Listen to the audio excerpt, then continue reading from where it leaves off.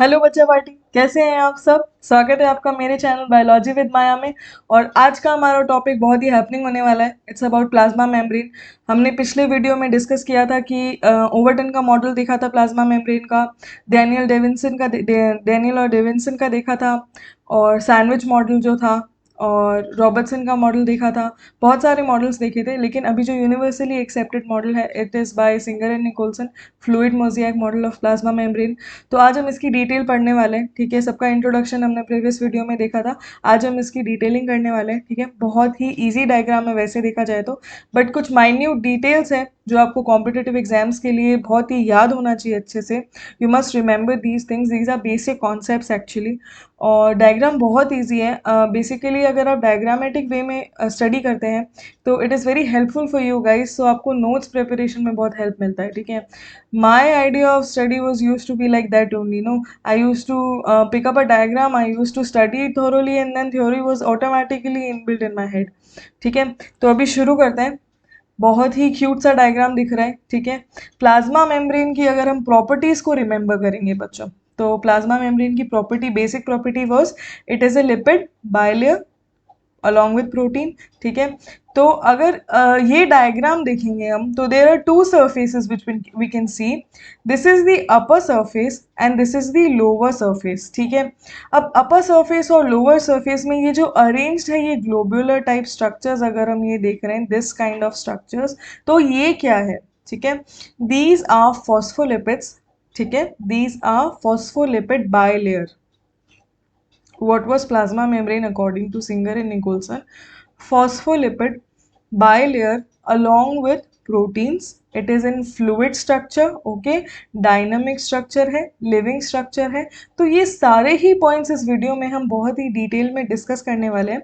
तो सबसे पहला जो पॉइंट है जो देखने में ही डायग्राम्स में आता है, along these are proteins and these are phospholipids. ठीक है, this is head region and this is tail region. So what I am going to do, इसको हम यहाँ डिटेल में देखते हैं इधर। तो this is the head region and this is the tail region. Okay, now head what is, and this is tail. Head is hydrophilic in nature and tail is hydrophobic in nature. Now what is hydrophilic and hydrophobic? Hydrophilic means it loves the, hydro means water, it is affectionate to water, it is very comfortable to water, it is solvable in water. And what does means hydrophobic? Hydrophobic means it does not dissolve in water, it does not like, it does not have much affinity for water, right? So अभी ये ऐसे arranged क्यों है? अगर हम diagram को अच्छे से देखेंगे तो this is basically the exterior of the cell, right? Upper layer is exterior of the cell and this is the interior of the cell. अगर ये यहाँ पे ये लेयर बन रही है, इधर यहाँ पे ये प्लाज्मा मेम्ब्रेन जॉइंट होके ऐसे, ये मैग्नीफाइंग डायग्राम है एक तरह से आप देखें तो ये जो है ये सेल का इंटीरियर है. ओके, अब इंटीरियर में भी साइटोप्लाज्म है, it is aqueous compartment. Okay, exterior में भी aqueous compartment. So it is arranged in that way because hydrophilic part जो है वो दोनों ही केसेस में एक्वस एनवायरनमेंट को सरफेस कर रहा है. ओके, उसे फेस कर रहा है, जबकि जो हाइड्रोफोबिक पार्ट है वो एक दूसरे के आमने सामने इस तरह से अरेंज्ड है सो दैट उनको वाटर से इंटरेक्शन ना करना पड़े. Okay, point one is clear. We are clear about this head. This is phospholipid, this is phosphate part, and this is the fatty acid tails. Okay, clear है यहाँ तक? समझ में आया? बहुत इजी चीज है. ऊपर वाला जो हेड होता है वो पानी से कनेक्टेड है, एक्वस एनवायरनमेंट से कनेक्टेड है, तो वो हाइड्रोफिलिक है.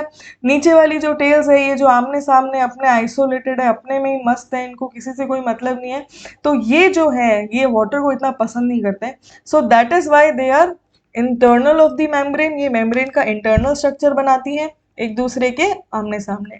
ठीक है, point one is clear. Now अब क्या है कि अब इनकी प्रॉपर्टी के अकॉर्डिंग अगर हम देखें तो जो वाटर सॉल्युबल मॉलिक्यूल्स हैं क्या वो पास कर सकते हैं इसके यहाँ, इसके अंडर से, इसके बीच में से? No, they can not pass. Water soluble molecules जो है वो इसके अंडर में, इसके थ्रू, मेम्ब्रेन के थ्रू पास नहीं कर सकते हैं। लेकिन क्या लिपिड सॉल्युबल मॉलिक्यूल्स इसके थ्रू पास कर सकते हैं? Yes, lipid soluble molecules, very small molecules can pass through them. For example, this is a type of molecule. ठीक है, ये बहुत ही ज़्यादा चार्ज्ड है। ठीक है, क्या ये इसके अंदर से आ जाएगा? नो। क्या ये इसके थ्रू ट्रेवल कर पाएगा? नो। क्या ये एक्सटीरियर ऑफ द सेल से इंटीरियर ऑफ द सेल में ट्रेवल कर पाएगा? नो।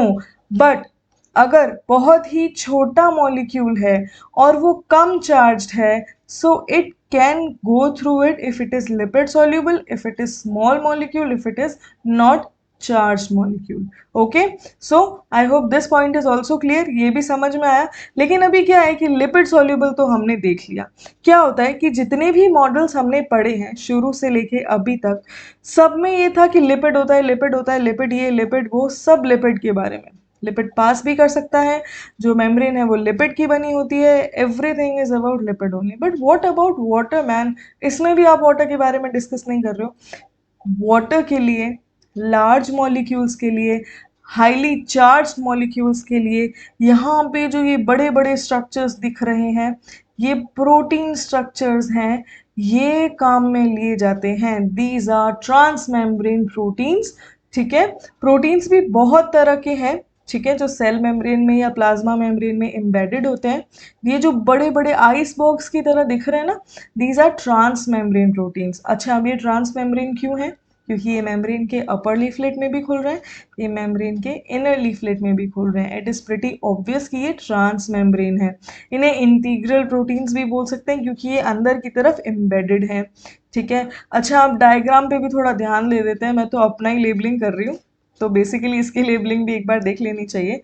ठीक है, तो अभी हमने क्या चेक कर लिया? फॉस्फोलिपिड बाइलेयर इज चेक, देख लिया हमने इसके बारे में।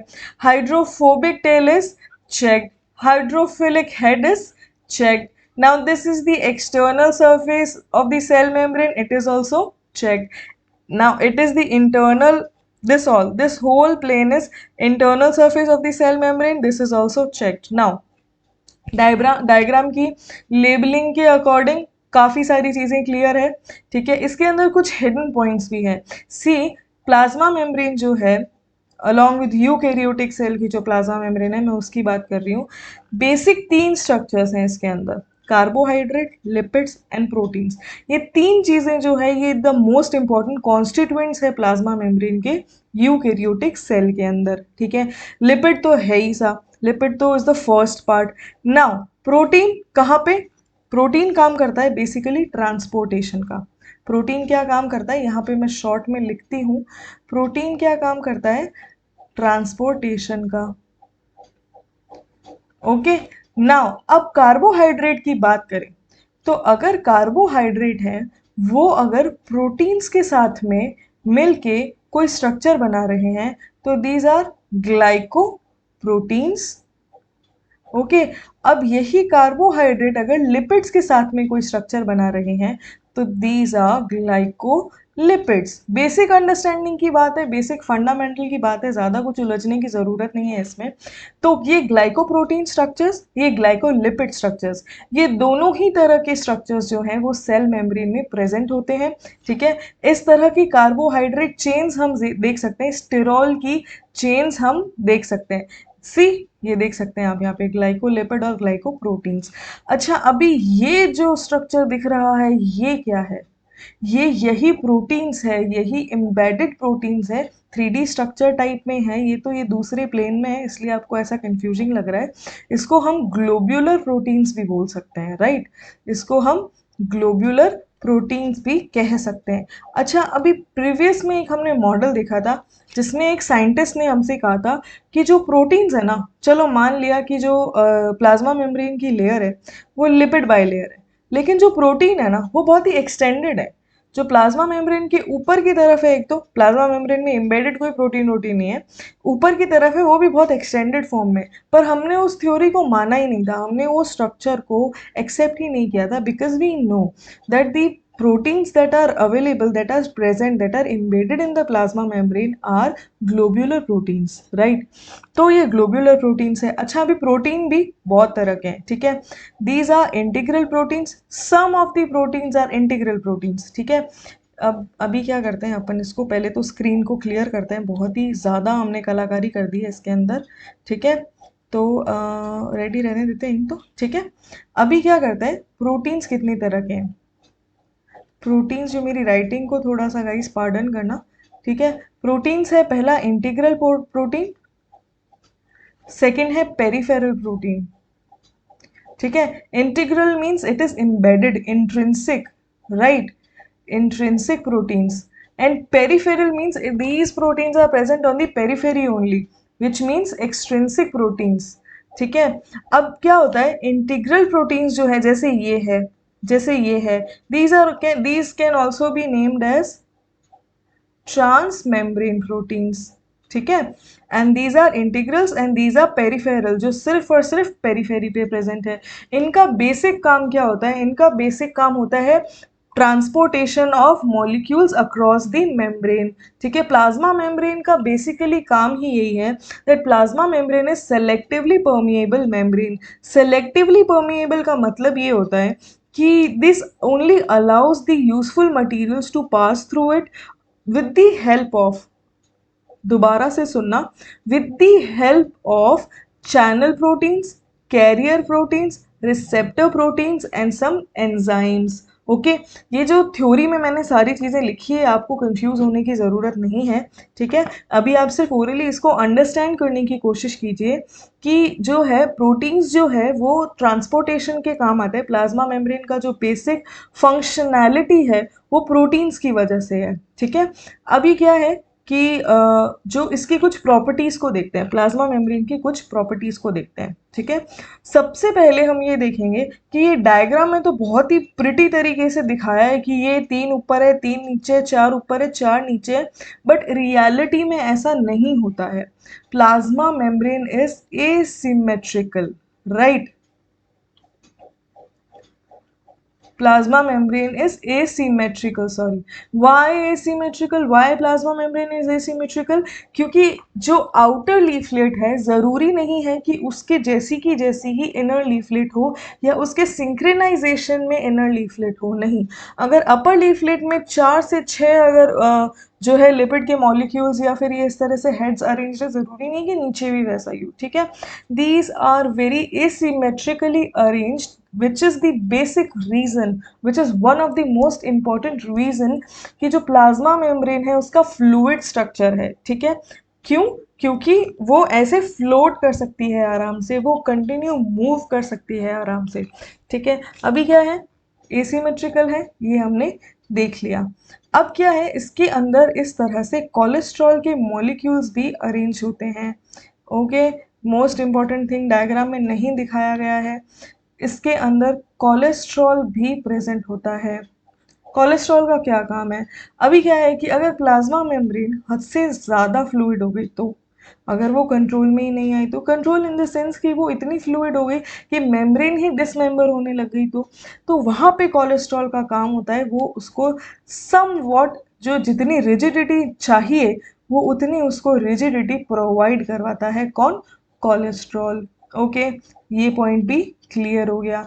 अभी कोलेस्ट्रॉल क्या होता है कि अगर टेम्परेचर लो है, इट मीन्स ठंड है, टेम्परेचर लो है, तो जो कोलेस्ट्रॉल है वो बहुत ही ज़्यादा टाइट हो जाता है, बहुत ही ज़्यादा रिजिड हो जाता है, जिसकी वजह से प्लाज्मा मेम्ब्रेन भी बहुत टाइटन अप हो जाती है, it gets tighten up, because of which the fluidity ceases और प्लाज्मा मेम्ब्रेन डैमेज हो सकती है।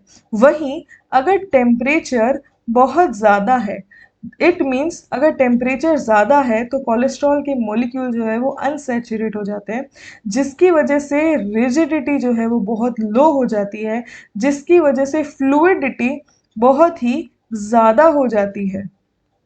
It is also very harmful for the plasma membrane to be more fluid than necessary. But क्या होता है कि इन दोनों का मीडियोकर अरेंजमेंट उनको मैनेज करना होता है कि टेम्परेचर भी बहुत सही होना चाहिए, पीएच भी बहुत परफेक्ट होना चाहिए, और इन चीज़ों को कंट्रोल करते हैं कुछ एंजाइम्स। और प्लाज्मा मेम्ब्रेन के जो दोनों लीफलेट्स हैं उनके जो हेड्स हैं, जो पोलर हेड्स हैं, जो ये जो लिपिड बाइलेयर है, इनके जो आपस में एंजाइम्स होते हैं वो इस तरह से फंक्शन करते हैं कि टेम्परेचर पीएच आपस में मेंटेन रहे, जो प्लाज्मा मेम्ब्रेन की फ्लूइडिटी है, जो डायनामिक स्ट्रक्चर है, वो उससे मेंटेन रहे। ओके गाइस, यहाँ तक आई होप आपको समझ आया है।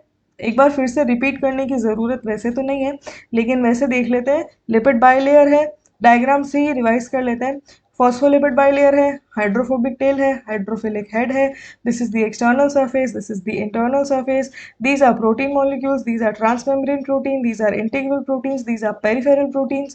ये कार्बोहाइड्रेट की चेन है, ये ग्लाइकोलिपिड है, ये ग्लाइकोप्रोटीन्स है, और अंदर ये जो है इस तरह से ये कोलेस्ट्रॉल मॉलिक्यूल्स है, ये ट्रांसमेम्ब्रेन प्रोटीन्स है। समझ में आया? बाहर भी एक्वस इन्वायरमेंट है, अंदर साइटोप्लाज्म जो है वो भी एक्वस इन्वायरमेंट का है। तो यहाँ तक तो सारा किस्सा समझ में आ गया। Okay, now what is next? Next is low temperature, high temperature. Now there are two movements, flippases and floppases. ठीक है, अभी फ्लिप का मतलब क्या होता है और फ्लॉप का मतलब क्या होता है? फ्लिप का मतलब ये होता है कि जो फ्लूइडिटी है, जो डायनामिक स्ट्रक्चर है प्लाज्मा मेम्ब्रेन का, वो कैसे मेंटेन होता है?